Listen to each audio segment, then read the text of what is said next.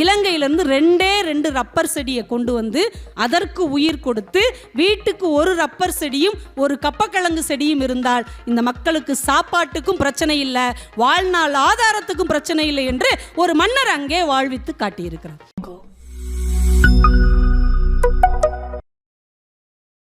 நம்ம இந்தியா முழுக்க ஒரு தடவை ஒரு பயங்கரமான பஞ்ச காலம் வந்தது.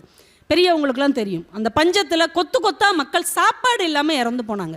ஆனால் கேரளாவில் மட்டும் நிறைய மக்கள் அப்படியே காப்பாற்றப்பட்டார்கள் பஞ்சத்தை தாண்டி. என்ன காரணம் அப்படின்னு நீரதிகாரம்னு ஒரு புக்கில் வெண்ணிலா எழுதியிருக்கிறாங்க. விசாகம் திருநாள் அப்படின்னு ஒரு அரசர், அப்போ கேரளாவுக்கு அவர் தான் ஆட்சி பண்ணிட்டு இருக்கிறாரு. அந்த மனிதர் என்ன பண்ணுறாரு, எல்லா இடத்துலையும் பஞ்சம், மக்களுக்கு சாப்பாடு கொடுக்க முடியல, அரிசி இல்லை, எதுவுமே இல்லை. ஆனால் அவர் என்ன பண்ணார், மலையால் ஒரு தடவை போயிருந்தப்போ 15 கப்பக்கிழங்கு செடி கொண்டு வந்திருக்கிறார். இன்றைக்கி வரைக்கும் நீங்கள் கேரளாவுக்கு போனீங்கன்னா கப்பக்கிழங்கு ஒரு உணவாக இருக்குது, நம்ம ஏரியாலெல்லாம் கிடையாது. 15 கப்பக்கிழங்கு செடியை மலையாலிருந்து கொண்டு வந்து ஊனி வைக்கிறார், அந்த மக்களுக்கு பூரா கொடுக்குறாரு. அதுக்கு விதை தேவையில்லை, அது கொஞ்சம் வளர்ந்து அந்த மொழியை ஒடிச்சு நட்டோம்னா வளர்ந்துடும். இன்னொரு ப்ளஸ் என்ன அப்படின்னா, அந்த கப்பக்கிழங்கு வாசத்துக்கு ஆடு மாடு எதுவுமே பக்கத்தில் வராது. அப்போ அதை ஊனி வச்சு விளைய வச்சு அந்த மக்களை பஞ்சத்திலிருந்து அவர் காப்பாற்றி இருக்கிறார். இலங்கையிலேருந்து 2 ரப்பர் செடியை கொண்டு வந்து அதற்கு உயிர் கொடுத்து வீட்டுக்கு ஒரு ரப்பர் செடியும் ஒரு கப்பக்கிழங்கு செடியும் இருந்தால் இந்த மக்களுக்கு சாப்பாட்டுக்கும் பிரச்சனை இல்லை, வாழ்நாள் ஆதாரத்துக்கும் பிரச்சனை இல்லை என்று ஒரு மன்னர் அங்கே வாழ்வித்து காட்டியிருக்கிறார். இன்னைக்கு வரைக்கும் அது அவங்களுக்கு ஆதாரமாக இருக்குது. ஒரு ஆட்சியாளர் மற்றவங்க மாதிரி உட்காந்துக்கிட்டே இல்லாமல் கொஞ்சம் மாற்றி யோசித்தால் தன் மக்களை எப்படியெல்லாம் காப்பாற்ற முடியும் என்பதற்கு இந்த நாடு உதாரணமாக இருந்திருக்கிறது. இந்த விருதுநகரில் வந்திருக்கிறோம், காமராஜரை சொல்லாமல் போக முடியுமா? யோசிச்சு பாருங்கள். படிக்கலை நம்ம மக்கள், எப்படியாவது படிக்க வைக்கணும் பிள்ளைகளை. பள்ளிக்கூடம் பூரா திறந்தாச்சு, மூடின பள்ளிக்கூடத்தையும் திறந்தாச்சு, புதுசாகவும் பள்ளிக்கூடத்தை திறந்தாச்சு. பிள்ளைங்க வரல, என்ன செய்ய? புத்தக திருவிழா வச்சாச்சு, அரங்குகள்லாம் திறந்தாச்சு, புஸ்தகமெல்லாம் வச்சாச்சு, பேச்சாளர்களையும் போட்டாச்சு. ஆடியன்ஸே வரலன்னா என்ன செய்வாங்க? அப்புறம் பள்ளிக்கூடத்துலேருந்து கூட்டுவாங்க, காலேஜிலேருந்து கூட்டுவாங்கன்னு கட்டாயப்படுத்தி தான் கூட்டு வரணும். இப்போ பள்ளிக்கூடம் திறந்தாச்சு, பிள்ளைகள் வரல.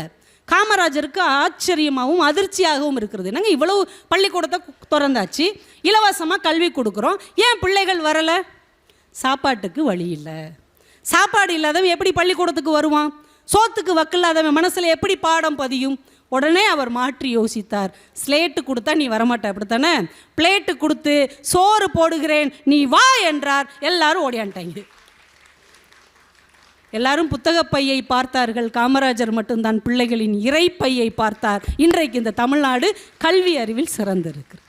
அவ்வளோ வித்தியாசமாக யோசித்திருக்கிறாங்க. மாற்றி யோசித்தல் ஒன்றுதான் ஒரு மாண்புமிகு ஆட்சியாளர்களின் தனித்திறமையாக இன்றைக்கும் நிலைத்து இருக்கிறது. ஒன்று கடைசியாக சொல்லி முடிச்சிடுறேன். 2004 உலகத்திலே ரொம்ப பெரிய விருது அப்படின்னா அது நோபல் பரிசு தான், பெரிய பரிசு உலகத்திலே. 2004 யாருக்கு நோபல் பரிசு கொடுப்பாங்க அப்படின்னு உலகமே அப்படியே வியந்து பார்க்கும்போது ஒரு பேர் அனௌன்ஸ் பண்ணுறாங்க, வங்காரி மாத்தாய் அப்படின்னு ஒருத்தங்க. எல்லாருக்கும் அதிர்ச்சி ஆயிடுது. ஏன்னா அவங்க எல்லாருக்கும் போய் உதவி செய்யலை, பெரிய கல்வியாளர் கிடையாது, இலக்கியவாதி கிடையாது, மருத்துவர் கிடையாது, ஒரு தத்துவ ஞானி கிடையாது. ஏன்னா அவங்க மரம் நடுறவங்க, அவங்கள போய் எப்படி நீங்கள் உலக அமைதிக்கான நோபல் பரிசை கொடுக்கலாம்? ஒரு சுற்றுச்சூழலுக்கும் உலக அமைதிக்கும் என்ன சம்பந்தம் என்று கேட்டபோது வங்காரி மாத்தாய் ஒன்று சொன்னாங்க. அவங்க கிட்டத்தட்ட 3 கோடி மரங்கள் நட்டவர்கள். 3 கோடி மரம், அதுவும் மழை வரக்கூடிய மரம், சாதாரண மரம் இல்லை. இந்த மரம் மழையை ஈர்க்கக்கூடிய மரங்கள். இவங்களுக்கு எதுக்கு உலக அமைதிக்கான நோபல் பரிசுன்னு கேட்டாங்க. வேற எதுக்காவது கொடுங்க, அமைதிக்கும் சுற்றுச்சூழலுக்கும் என்ன சம்பந்தம்? அமைதிக்கும் மரம் நடுவதற்கும் என்ன சம்பந்தம்? வங்காரி மாத்தாய் சிரித்து கொண்டே சொன்னார், 3வது உலகப்போர் என்று ஒன்று இந்த மண்ணில் நடந்தால் அது தண்ணீருக்காகத்தான் இருக்கும். ஏன் தண்ணீர் இல்லாமல் போகிறது? மழை இல்லாமல் போவதால் தண்ணீர் இல்லாமல் போகுது. ஏன் மழை இல்லாமல் போகிறது? மரங்கள் இல்லாமல் போனதால் மழை இல்லாமல் போகிறது. நான் மரங்களை நட்டிருக்கிறேன், மழையை வரவேற்கிறேன், அதனால் உலக அமைதிக்கு நான் காரணமாக இருக்கிறேன் அப்படின்னாங்க.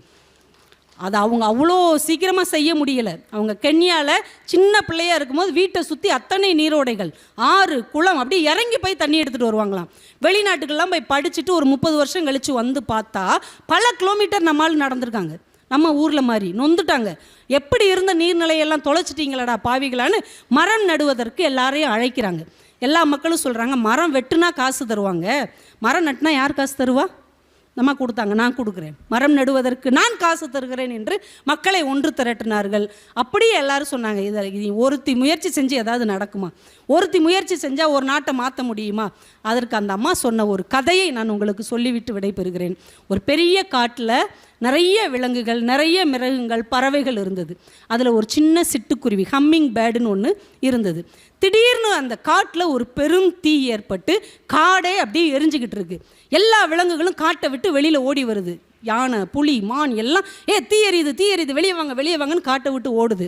ஆனால் இந்த ஹம்மிங் பேர்டு மட்டும் அப்படிலாம் ஓடாதீங்க, எப்படியாவது தண்ணி எடுத்து இந்த தீயை அணைப்போம் அப்படின்னு கூப்பிடுது. அதெல்லாம் வாய்ப்பே கிடையாது, இது பெரிய தீ, நம்மளும் அழிஞ்சு போயிடுவோம், எல்லாம் தப்பிச்சு ஓடுவோன்னு ஓடுறாங்க. ஆனால் அந்த சிட்டுக்குருவி மட்டும் யாரையும் கவனிக்காமல் ஓடி ஓடி ஒரு குளத்துலேருந்து தண்ணியை எடுத்துகிட்டு வந்து மேலே மேலே கொட்டிக்கிட்டு இருக்கு. இந்த மிருகங்களுக்கெல்லாம் ஆச்சரியமாகவும் சிரிப்பாகவும் இருக்குது. உனக்குன்னா பைத்தியமாக பிடிச்சிருக்கு, இவ்வளவு பெரிய தீயை உன் சின்ன அழகால் எடுத்து வருகிற தண்ணீரை வச்சு எப்படி அணைக்க முடியும்? அந்த சிட்டுக்குருவி பதில் சொல்லியிருக்கு, என்னால் அணைக்க முடியுமா முடியாதான்னு எனக்கு தெரியாது. இத்தனை நாள் இதுதான் எனக்கு வீடு தந்தது, சாப்பாடு தந்தது, இருப்பதற்கு இடம் தந்தது. அது அழிவதை என்னால் பார்த்து கொண்டு இருக்க முடியாது. ஒன்றும் உதவி செய்வேன், இல்லைன்னா அதோடு சேர்ந்து அழிந்து போவேன். அதுதான் என்னுடைய அறம் என்று அது பேசியது. ஒரு சிட்டுக்குருவிக்கு இருக்கிற அறம் கூட நமக்கு இருக்கவில்லையே என்று எல்லா மிருகமும் திரும்பி வந்து தண்ணியை ஊத்துச்சான். அந்த தீ அணைந்ததாம். வங்காரி மாத்தாய் சொன்னார்கள், நான் இப்போது செய்ய ஆரம்பித்திருக்கிற வேலை அந்த சிட்டுக்குருவியின் வேலை.